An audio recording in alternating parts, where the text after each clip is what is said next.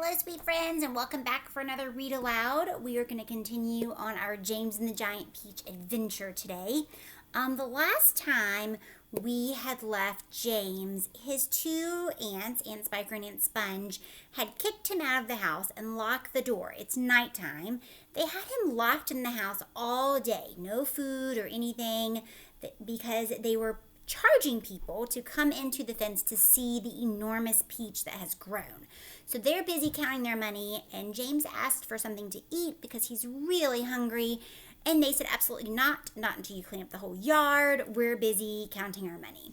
The people who have come to see the peach have decided that it was a good idea to throw their trash and all kinds of stuff all over the yard. So James is out there in the dark, no flashlight, the door's locked, he doesn't have a choice to go back in. What is James to do? Not to mention, he's really hungry. So let's see what happens next to James. Chapter 9. Hungry and trembling, James stood alone out in the open, wondering what to do. The night was all around him now, and high overhead, a wild white moon was riding in the sky. There was not a sound, not a movement anywhere. Most people, and especially small children, are often quite scared of being out of doors alone in the moonlight. Everything is so deadly quiet, and the shadows are so long and black that they keep turning into strange shapes that seem to move as you look at them, and the slightest little snap of a twig will make you jump. James felt exactly like that now. He stared straight ahead with large, frightened eyes, hardly daring to breathe. Not far away, in the middle of the garden, he could see a giant peach towering over everything else. Surely, it was even bigger tonight than it had ever been before. And what a dazzling sight the moon was! The moonlight was shining and glinting on its great curving sides, turning them to crystal and silver. It looked as tremendous as a silver ball lying there in the grass, silent, mysterious, and wonderful. So he's looking at the peach and the moonlight shining on the peach, and it looks like a glass ball sitting on the ground, an enormous glass ball. And then, all at once, little shivers of excitement started running all over the skin on James' back. Something else, he told himself, something stranger than even this time is about to happen to me again soon. He was sure of it. He could feel it coming. He looked around him, wondering what on earth it was going to be. The garden lay soft and silver in the moonlight. The grass was wet with dew, and a million dewdrops were sparkling and twinkling like diamonds around his feet. And now suddenly, the whole place, the whole garden, seemed to be alive with magic. Almost without knowing what he was doing, as though drawn by some powerful magnet, James Henry Trotter started walking slowly toward the giant peach. He climbed over the fence that surrounded it and stood directly beneath it, staring at its great bulging sides. He put out a hand and touched it gently with the tip of one finger. It felt soft and warm and slightly furry, like the skin of a baby mouse.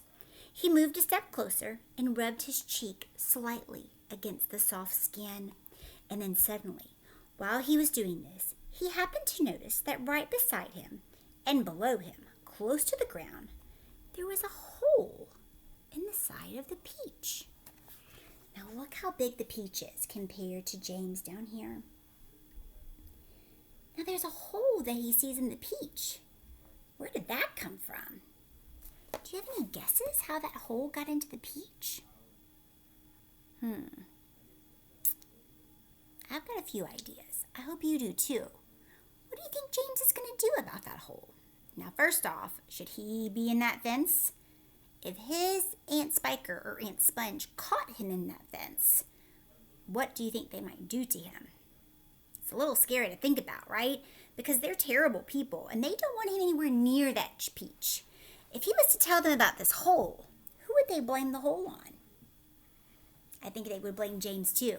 So let's see what happens. Chapter 10. It was quite a large hole, the sort of thing an animal about the size of a fox would have made.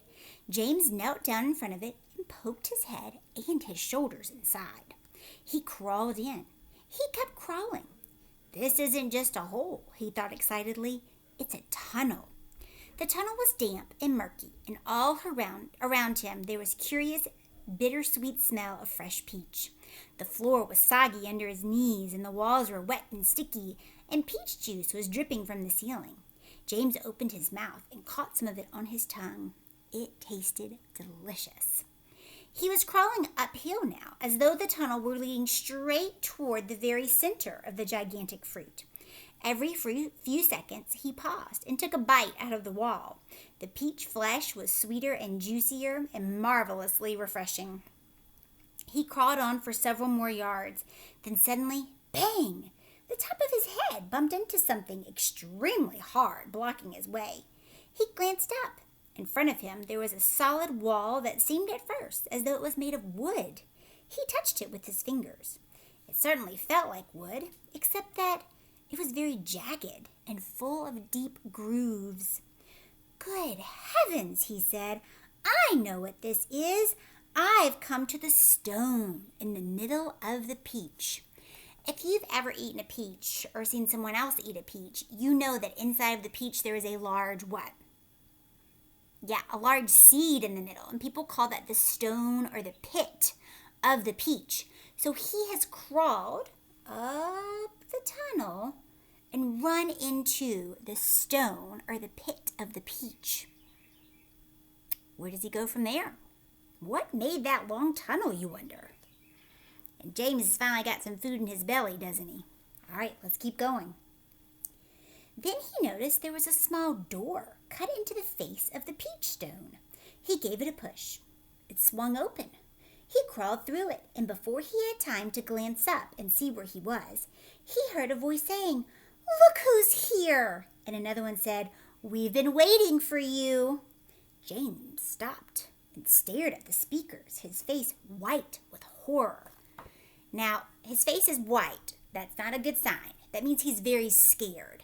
So who are these speakers talking to him? Who does he see inside this peach? If his face is white with horror, my guess is it's not a person. Do you have some thoughts in your brain? Let's see if you're right. He started to stand up, but his knees were shaking so much he had to sit down again on the floor. He glanced behind him, thinking he could bolt back into the tunnel the way he had come, but the doorway seemed to have disappeared.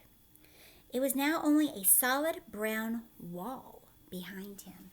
So look, here he is feeling on the door as he pushes it open. Do you see how it's open right there? So that's the pit of the peach. Now, I know this is really kind of hard to imagine, but think about your whole house as a peach. That's how big this peach is, and that's why James can crawl up a tunnel, and there could be a magic door into the pit, or the stone. Oh, and that's the end of chapter 10. Oh, I'm going to leave you in suspense today, not knowing who these speakers are, why James's face has turned white, and why he is wanting to run out of the stone of the peach. But now he can't, because it seemed magically the doors disappeared, and now he's stuck. So, find someone in your family and talk to them. Who are these mysterious things talking to him? Is the peach talking to him? Is there an alien in the peach? Are there people in there? Or is it something else? What made the tunnel? These are all very good questions, aren't they? About what could happen next. Where is the story going to take James Henry Trotter?